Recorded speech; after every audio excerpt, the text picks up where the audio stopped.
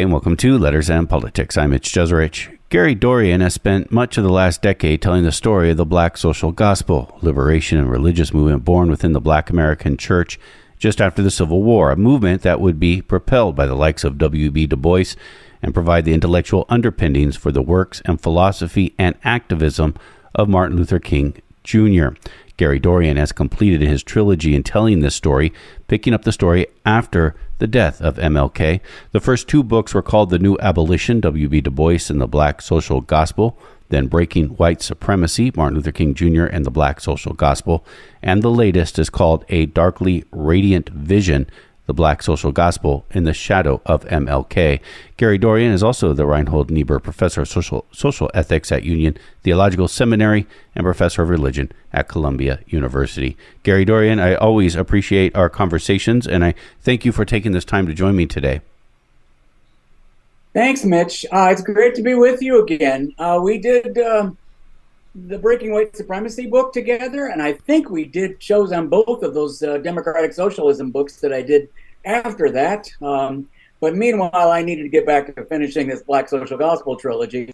So that's the occasion for this morning. I said in my introduction, the Black Social Gospel is still around. Liberation and religious movement born within the Black American church. Is that accurate? And I should just ask you straightforward. What is the Black Social Gospel?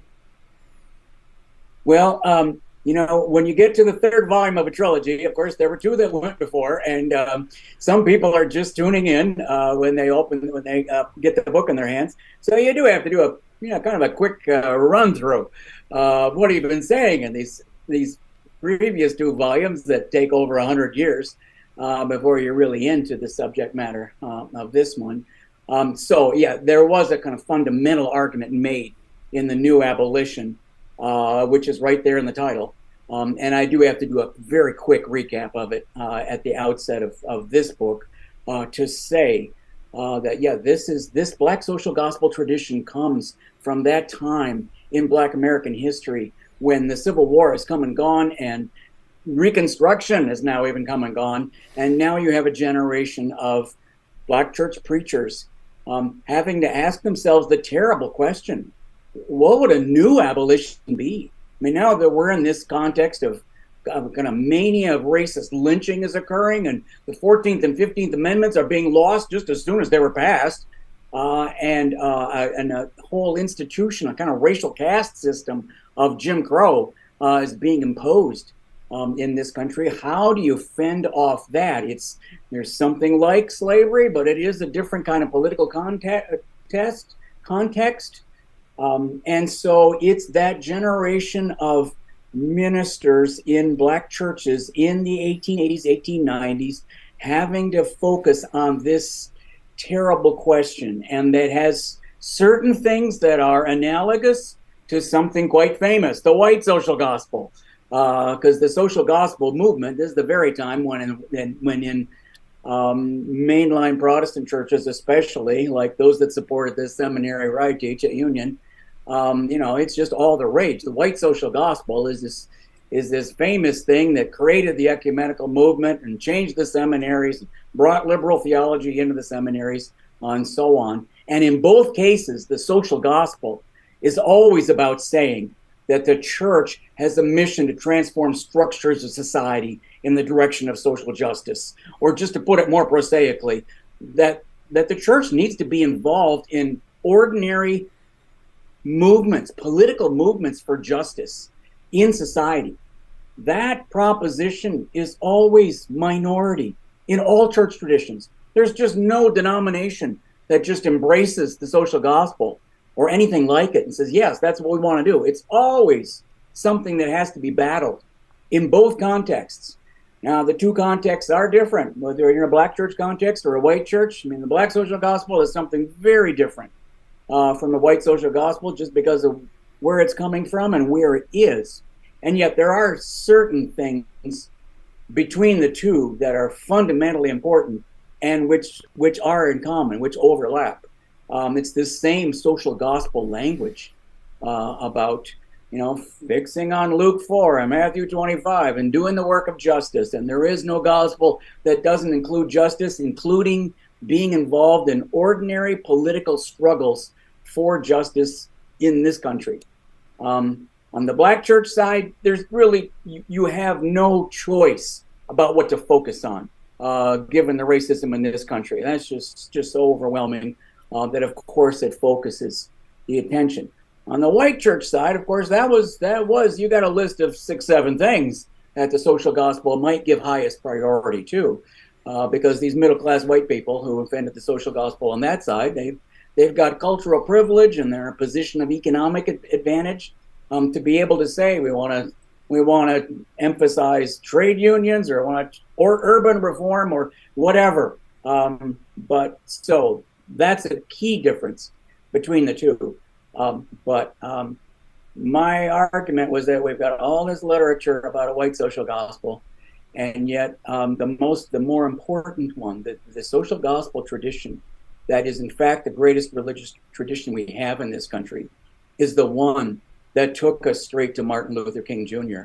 And in fact, there's no way of understanding where he even came from, who he is, without seeing that he's actually in a tradition of religious intellectuals and church leaders who have that basic sort of social gospel, abolitionist, today we would say liberationist way of thinking about Christianity.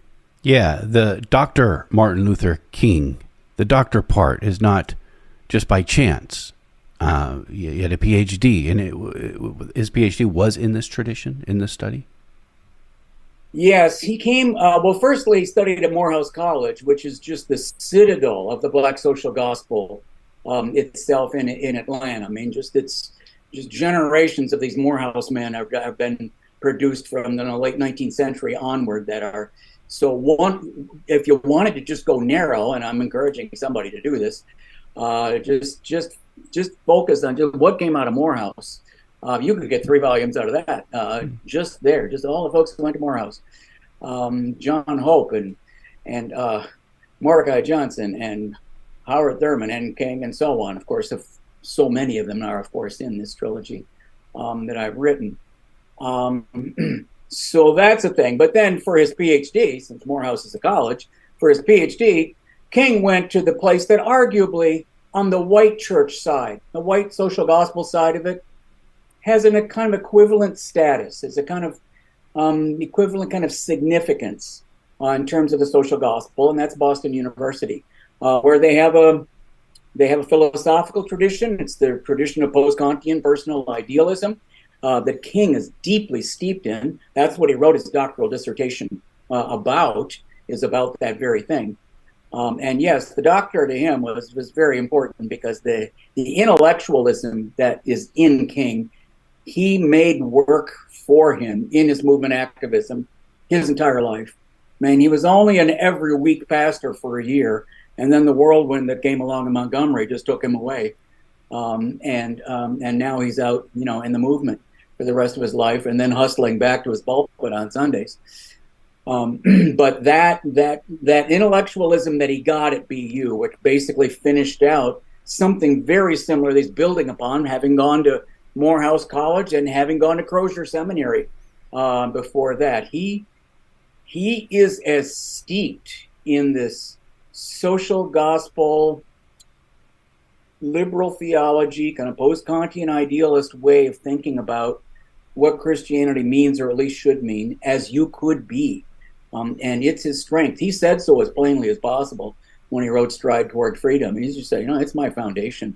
I live out of everything out of my mouth. This is coming out of this worldview that every human being has a sacred dignity by virtue of being a child of God, and that the violation of that sacred dignity is evil. And holding fast to that and seeing its importance as a critique of Christianity, certainly as a critique of American society, that's enough for what kept Dr. King going his whole career.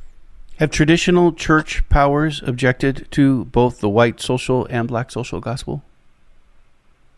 Yes, as I said, just briefly alluded to before a moment ago, virtually all of these founders on both sides have an argument with their own church.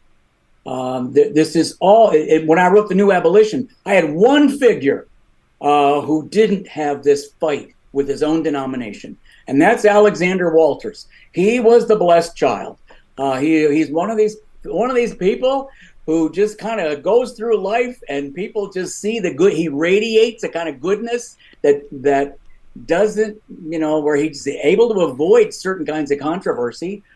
People see the goodness in him, the light in him. So he makes bishop early on. He's a bishop in the AME Zion Church, and they just claim him, and they let him sort of drag him, them into all that he cares about.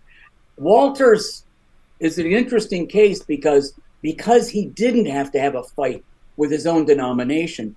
He spent all that discretionary time helping to build organizations. I mean, the Afro-American Council doesn't exist without Alexander Walters. And later he joined the Niagara Movement. And later he's vice president of the NAACP when it was founded. So he used that. I mean, it's a classic kind of social gospel application of your faith to the struggle. And as I say, he's taking advantage of the fact that he doesn't have to spend all his time fighting with his own church. But he is the lone exception. Everybody else, in my first volume, has got a fight with their own denomination.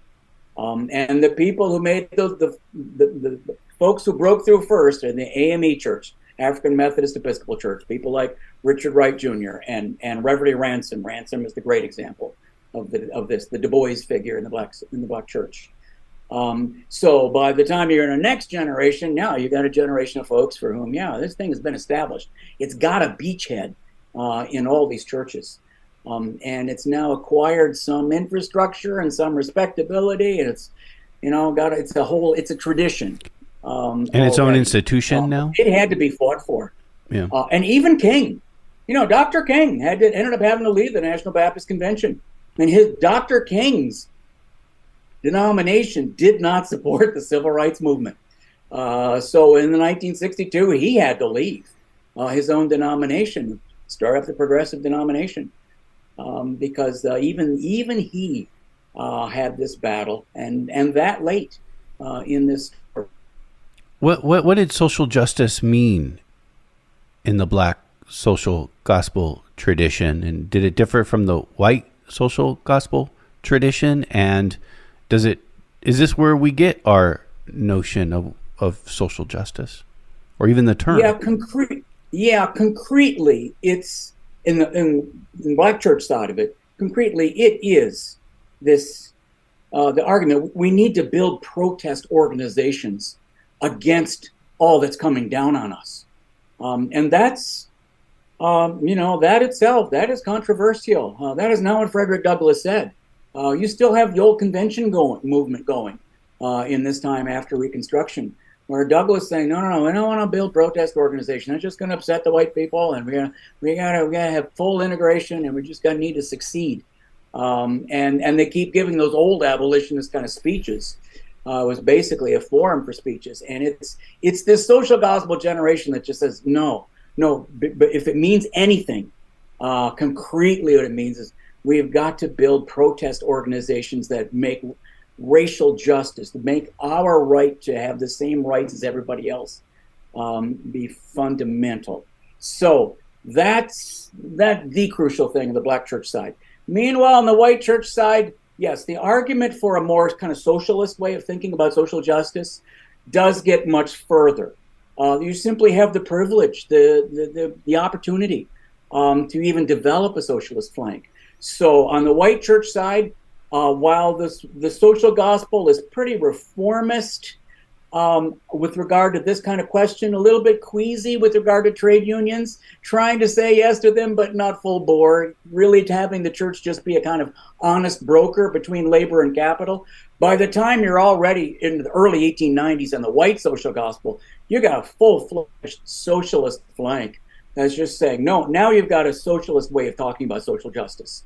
where indeed the social injustice means something, because now it really does mean that it's not a question of just bringing everybody to the good. If we just convert all the individuals to the good, then they'll do good things in society. That classic sort of reformist way of thinking about how you create a good society. No, now you're saying that there's such a thing as social structure. And if there's such a thing as social structure, then you could change all the individuals, and that's there's all the evil that's in society is going to be in them, and you're not going to be able to change the institutions. That if there's such a thing as social structure, salvation has to be not only individual but social to be saving. That we have to kind of fix on what a good society would be, because a good society will help bad people do good things. That's the social gospel sermon about that. A good society will help bad people do good things. Yeah, you need to be able to create a kind of society that actually rewards cooperation, that rewards people for not just being selfish all the time. This is the classic Walter Rauschenbusch argument against, the great white social gospeler of that generation. Walter Rauschenbusch? Yes, capitalism has overdeveloped the selfish instinct in all of us. And that's just quintessential Christian socialism. And there's an important flank of Christian socialism in the black social gospel as well. This isn't just a white social gospel thing. But it's always it's more embattled there, because on the black church side of this story, you're just dealing with something that's just so just almost apocalyptic in its violence and repression, where simply the right to be is what's being challenged, and so you have many fewer people who just got the capacity to even be able to think about what would a better political economy be. My God, they're just trying to not get killed in this society. So that's the social gospel on both sides of it. And as I say, it's one way of getting to it, getting sort of the idea of it would be, we talked a little bit about this when we did Breaking White Supremacy, and this question about where did Martin Luther King come from? Because he didn't come from nowhere. He is in a quite distinct religious tradition, but it's also something more specific than just the black church per se, because black churches are very diverse. The only thing that all black churches have in common is opposition to racism. And meanwhile, you get different kinds of theologies and different ways of relating to politics and ethics and everything. And this social gospel way of thinking about what Christianity is and should be is controversial, even in his church. Yeah. Martin Luther King Jr., I think, is often portrayed as somebody who gave incredibly inspirational speeches, which he did. But if you read his writings, it is deeply intellectual, his writings. But let me move to. Yeah. There's an issue there with regard to making the move into what's going to be Volume 3, because Jesse Jackson, early in his career, well, he even went to Chicago Seminary because he was persuaded that intellectualism that is in King, he needed, that is, Jackson himself needed, and he needed to get it by going to seminary, just as King did. And Samuel Proctor, basically got him into Chicago Seminary to get it. But of course, that's the very moment when Dr. King himself took the struggle north to where? To Chicago. And so Jackson ends up being a major player in the SCLC struggle in Chicago. Or at the same time, he's supposed to be studying in seminary. The idea was he's going to try to be quiet for a while and get that kind of intellectualism in him that King did have the opportunity to get before the whirlwind of the movement took him. And that never quite happened for Jackson. And later on, not that much later on, that's going to be an issue for James Cone as well. And Cone both times. Cone the first time he's in the library during the civil rights movement. He knows he needs this intellectualism, that he's got this precious opportunity to get, and he can't be out there in the streets in Chicago during that very period. He needs to get it. Later on, he's going to have to make the same decision yet again, because Detroit blew up in 1967, and he had to go through it one more time about what it was that he's going to make use of. But this whole sort of question, it's all sort of thrown open for this generation that, after the dreamer has been slain, and the people who were his immediate followers, should we go into politics? Should we go into the academy? Should we keep building these same institutions that we had before? Do we need new organizations? Do we even need black leaders anymore? That's an issue. All of that is in play in the 1970s when we start in this what it for me is a volume 3 moment, and it starts with Andy Young and Jesse Jackson in a larger context, because those are the two who got the furthest by taking a political option. Although Jackson took longer to get there than Young did. This is Letters in Politics, and we are in conversation with Gary Dorrien. We're talking about the history of the Black social gospel. Gary Dorrien is the Reinhold Niebuhr Professor of Social Ethics at Union Theological Seminary and Professor of Religion at Columbia University. He has just published his third book on this topic, called A Darkly Radiant Vision, the Black Social Gospel in the Shadow of MLK. Let's talk more about the years following the assassination of Martin Luther King Jr. Again, you mentioned early on, you pay a lot of attention and focus on Andrew Young and Jesse Jackson. Everybody knows who Jesse Jackson is, but maybe not everyone remembers Andrew Young. The first thing I want to say about that, even with regard to that going that way, Mitch, is just say, I think Jackson is oddly under-examined in the literature of Black theology, in literature that's more broader than my subject, but nonetheless has something to do with it. There is a pronounced tendency, is certainly in Black theology, to just skip from King straight to Cone, and now we're in basically an academic discussion about what happened in theology. And who is Cone? You mentioned Cone earlier. So this is going to be part of my argument, just saying, you got to remember just what was more important, what impacted millions of people, what had an impact on the Democratic Party, how it affected Chicago and Atlanta, etc., with the politics of these figures. So that when I write volume 3 here, I say to out the outset, as a kind of advisory to certain readers, we're going to have to wait till chapter 4 to even get into that Black theology per se discussion, because meanwhile there's just something so enormously important that happened with regard to this Black social gospel subject that, as you say, everybody knows about. Yes, these are figures of just enormous import in their time that everybody knows, and the fact that everyone knows them has something to do with just this story in some ways reaching an even larger kind of significance, or even reaching more people than it did under Dr. King's time, which is often not how we think about it, and yet it was the case. To go to Andy Young, he was the first one to go into politics. And the first one, he is elected to Congress, had a congressional career in the early 1970s, coming out of Atlanta. So even this sort of tradition that now we think of it, that's the John Lewis, Raphael Warnock, legacy that we've had. Going into politics, there's a shift that happens here, late 60s, early 70s? Yeah, but Andy Young was the first person to take it.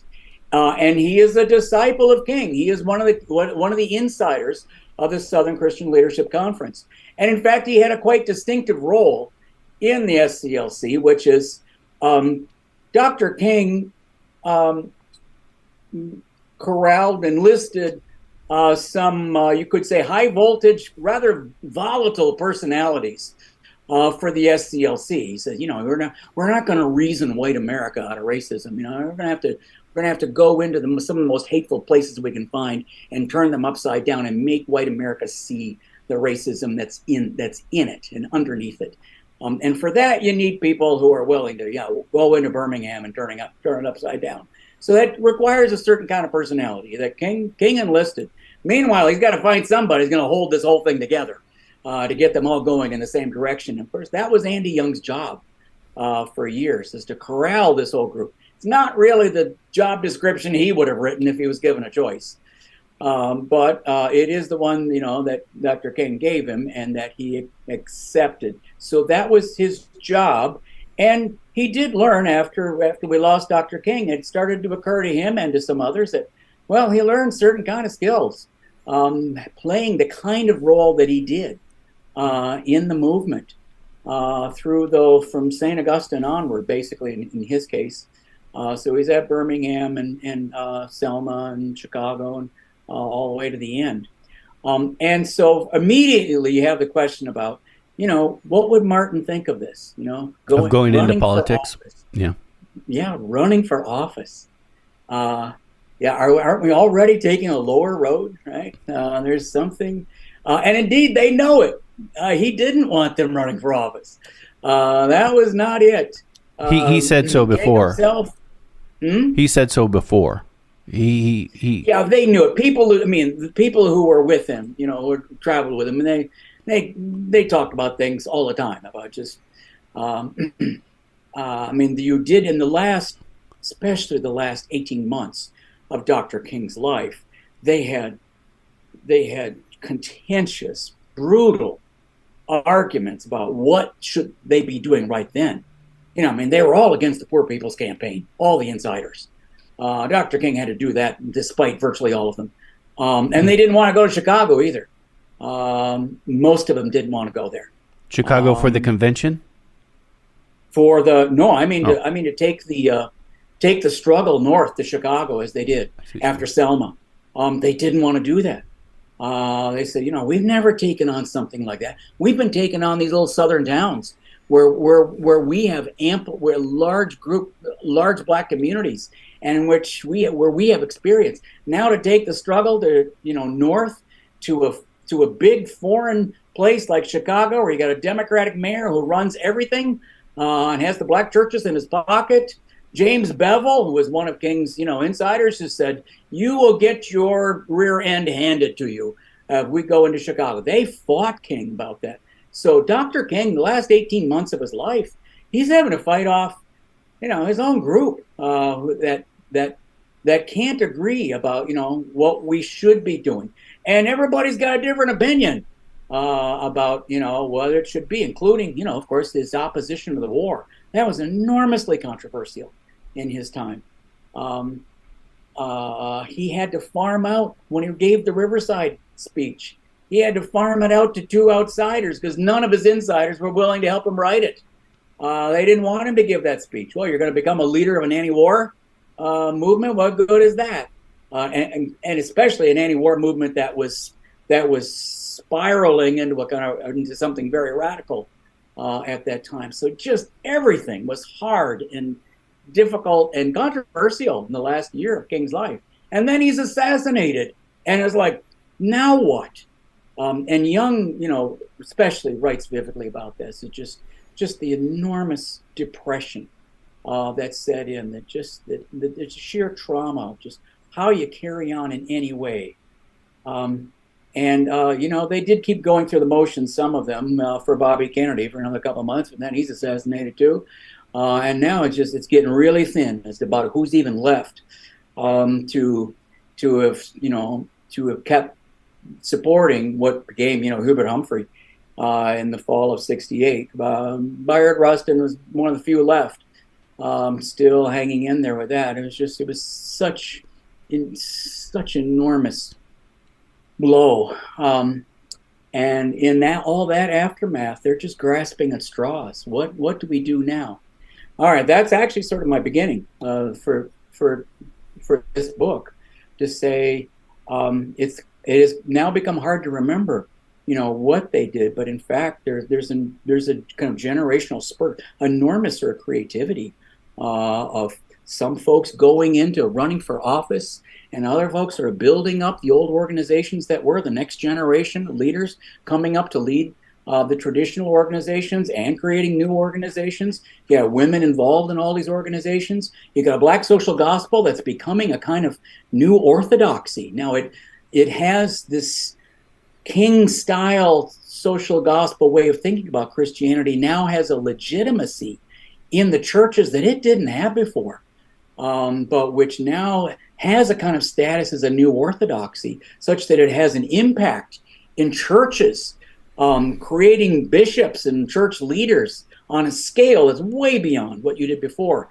You have upwards of 350 black mayors elected in the next decade, and so on. So you all the ways in which you give a kind of ferment of activity, of creativity, and that's before we even have the womanist,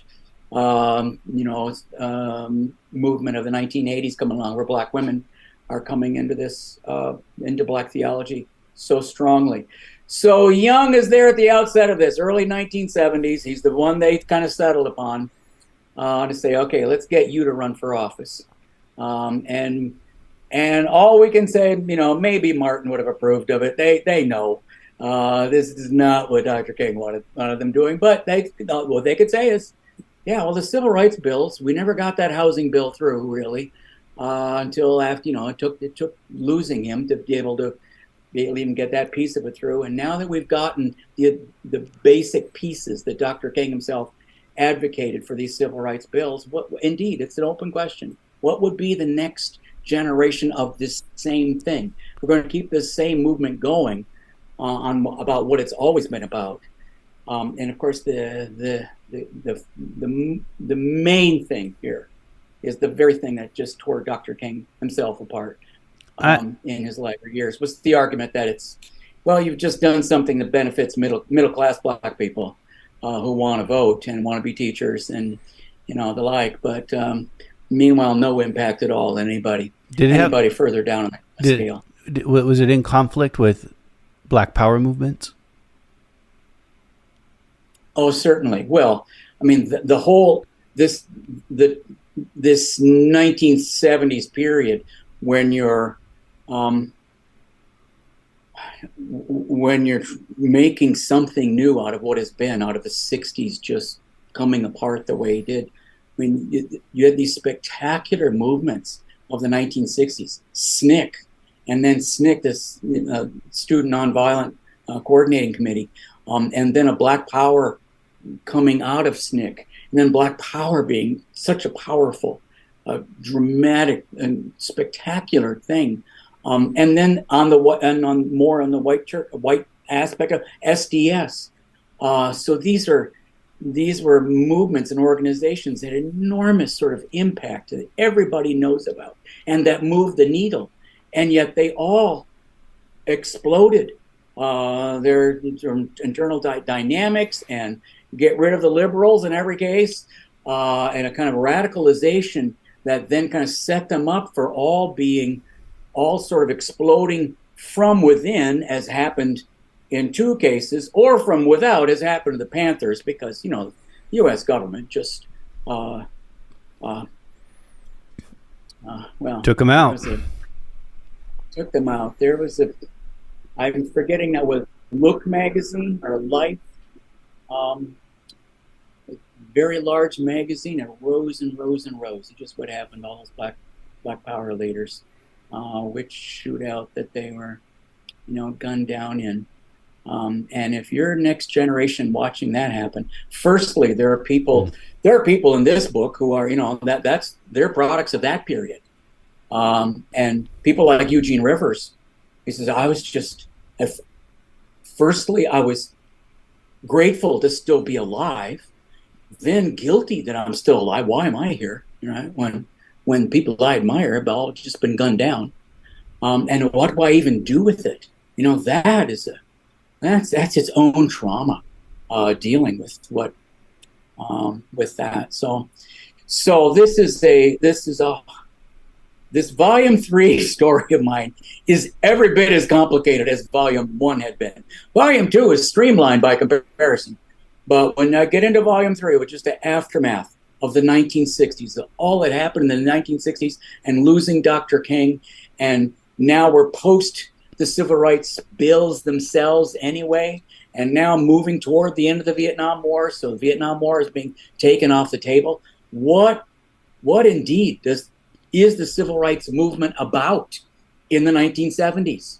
What kinds of things should it be about? Which is the same thing as asking, what should the Black social gospel be in this context?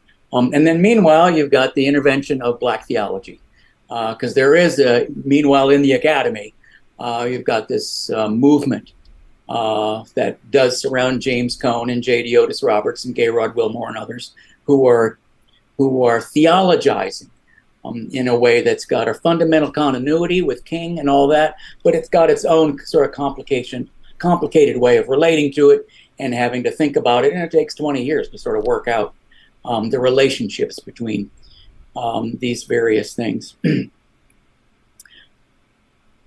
20 years ago, I was a Capitol Hill reporter, and I covered some of the lawmakers, black lawmakers who were elected in the 70s, people like John Conyers, Charlie Rangel, a few others. Were these figures products of people within the Black social gospel moving towards politics? Oh, yes. I think, this is the civil rights movement going forward. Most of the figures who are getting elected, most of the African Americans who are getting elected to office during this period are making some claim, sometimes stronger than others, of a kind of continuity with the civil rights movement, with the movements within churches that fired the civil rights movement. This is, of course, the very period where you do have arguments about maybe we have too many black leaders. Maybe we don't need black leaders any longer. There are contentions about that. Maybe politics is degrading. We have too many people going to run for office and not enough people building up, while CORE is going down, or SCLC is not what it used to be. NAACP is becoming too establishment and respectable. Arguments about all of that. So there are lots of internal sort of debates about what, if you think of yourself as being in the line of Martin Luther King and even Andrew Young and Jesse Jackson, what should your politics be? What should you be doing with your faith, with your politics? These are matters of contention and debate. And meanwhile, there's a space being created even in the academy for them in a way that's a little different than before with regard to Black theology. Because the argument there was that too much of the social gospel is still a kind of, it's too close to that white social gospel tradition. Too much operating along the lines of a kind of white social ethical idealism.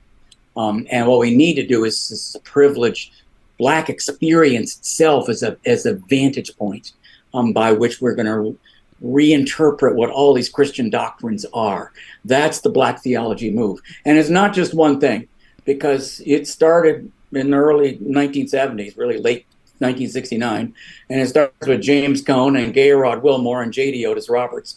And you have three different Black theologies right from the beginning that sort of competing with each other, and then others to come. But they all do have that kind of fundamental point of departure to say what we've had thus far has been too much like this kind of white social gospel that's ethically idealistic, and maybe it's socialist, and definitely way too much liberalism, and even you could say too much like Martin Luther King, because that takes 20 years of having to think about and write about and so on. Dr. Cone's own trajectory about Cone struggled with this issue for years about his relationship to Dr. King. When he finally wrote Martin and Malcolm in America, he says, actually, I'm in line with Dr. King.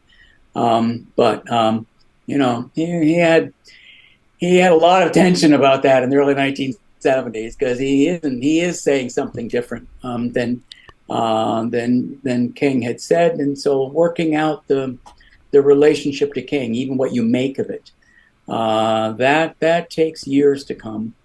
It wasn't really until the 1980s that we start hearing again about the radical King. It's not like the people around him don't know that he's a democratic socialist and he's a post-colonialist and he's an anti-militarist and he's just radical in all these ways that make it hard to get the King holiday. And yet it's only really in the mid-1980s that people like James Cone and Cornell West and others start to say, "Oh, we need to go back to Dr. King. We need to hold up the King who really was, instead of this kind of icon of white liberalism who's domesticated."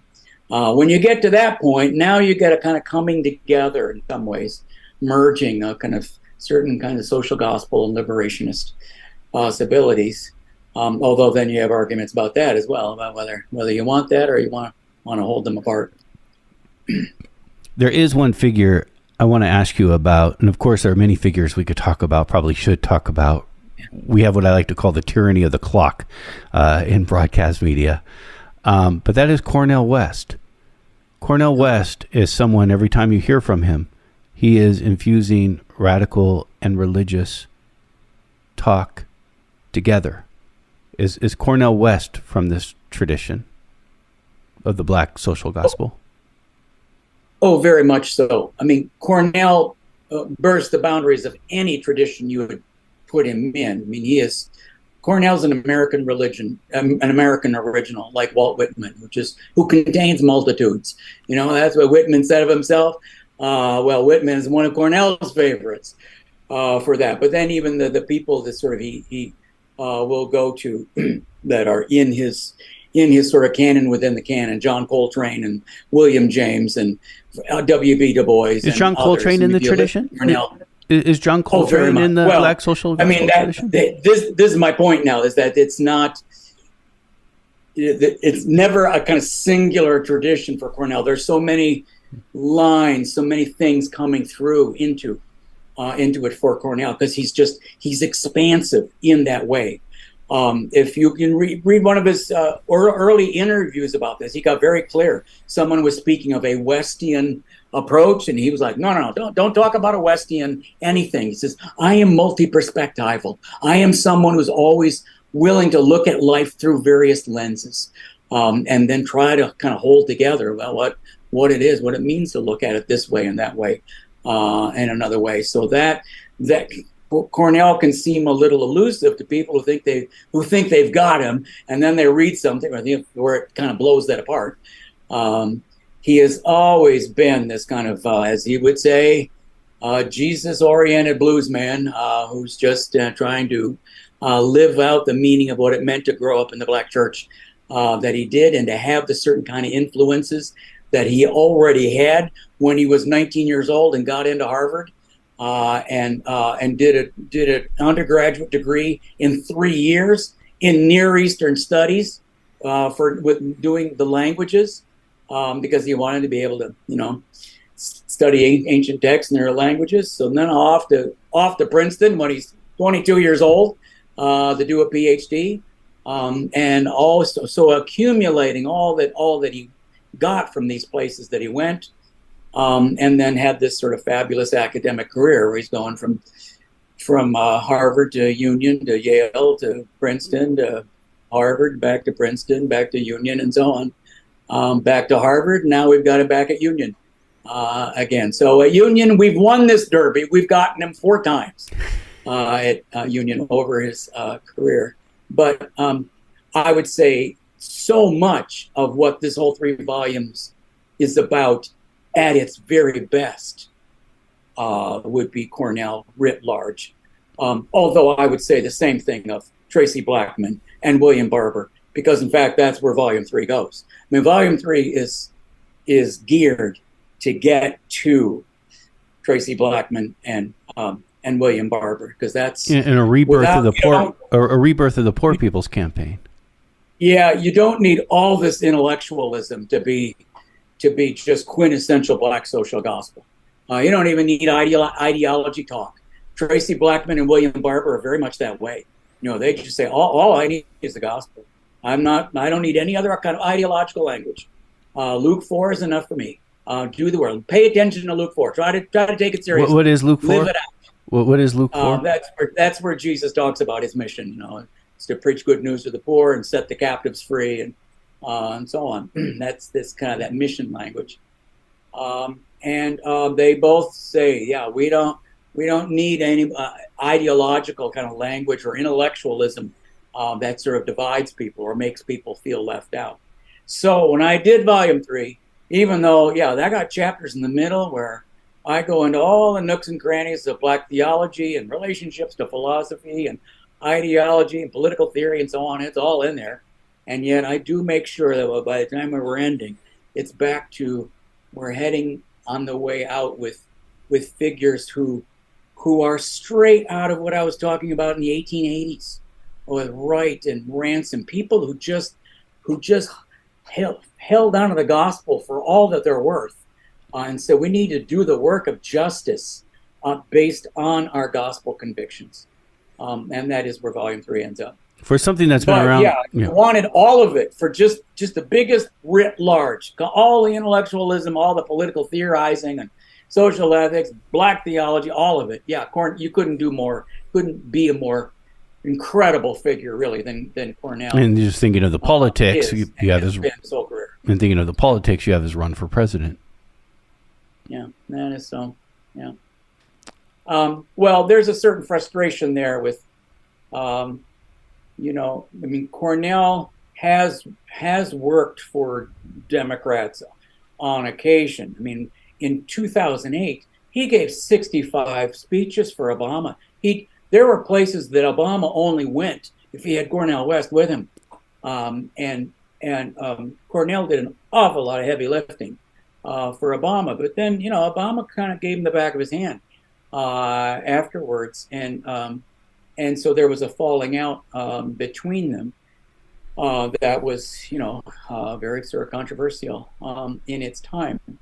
Then later on, when Bernie, both those times that Bernie ran for president, Cornell worked hard for Bernie, was out there all the time. But so Cornell is consistent about always wanting to be able to use presidential campaigns in order to be able to get a certain kind of message out there that is not what you can otherwise say. I mean, if you're comfortable with being a kind of establishment Democrat, the way John Lewis was, I mean, this would be an example of it.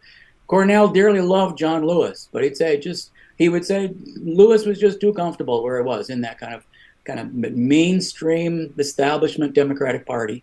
And Cornell is always kind of bridled at that, just saying, no, that is so confining, so limited. There's the boundaries on what you can even say, for example, about the American military empire and what it does in the world are pretty tight. If you are beholden to the Democratic Party establishment. So he has been saying that his whole career, sometimes within the tent and sometimes out of it. And of course, he's doing it again now today. But that aspect of him, that's always been the same. Cornell there is this kind of noble tradition of people saying we've got to have voices that aren't just these two parties. I'm carefully avoiding certain things that I've gotten into with him with regard to this race, because there are some issues this time that I'm just on my knees praying. We'll turn out all right. But Gary Dorrien has been our guest. Again, Gary Dorrien is the Reinhold Niebuhr Professor of Social Ethics at Union Theological Seminary and Professor of Religion at Columbia University. He has joined us for a conversation about his book, which is a third in the trilogy about the Black social gospel. This one is called A Darkly Radiant Vision, the Black Social Gospel in the Shadow of MLK. Gary Dorrien, thank you. Many thanks, my friend. It's great to be with you again.